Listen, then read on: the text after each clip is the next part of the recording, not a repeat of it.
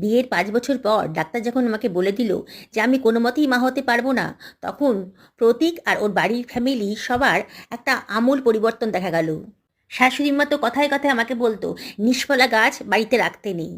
আর প্রতীক, তার তো গার্লফ্রেন্ডের সংখ্যা দিনে দিন বেড়েই চলেছিল, আর সঙ্গে নেশা।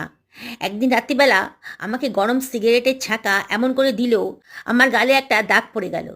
ভাবলাম অনেক হয়েছে, আর না, আর সহ্য করা যায় না। ফিরে এলাম দাদার কাছে। বাড়ির একতলা একটা নাচের স্কুল খুললাম। দাদার ছেলেমেয়েরাই হয়ে গেল আমার নিজের সন্তানের মতন। সে তো আজ 15 বছর আগেকার কথা। না, ডিভোর্স আমি দিইনি। ওদের বাড়ি থেকে অনেক চাপ দিয়েছিল, অনেক টাকা পয়সার লোভও দেখিয়েছিল। আমি কিন্তু কিছুতেই ডিভোর্স দিইনি। ঘন্টাখানেক আগে একটা ফোন এলো। প্রতীকের এক কলিগ আমাকে ফোন করে বলল, বৌদি অনেক কষ্টে আপনার ফোন নাম্বারটা জোগাড় করেছি। প্রতীকের একটা অ্যাক্সিডেন্ট হচ্ছে, মৃত্যুশয্যায়, আপনার সঙ্গে দেখা করতে চায়। মনটা হু হু করে উঠলো। সব কিছু ভুলে আমার কি ওর সঙ্গে দেখা করতে যাওয়া উচিত?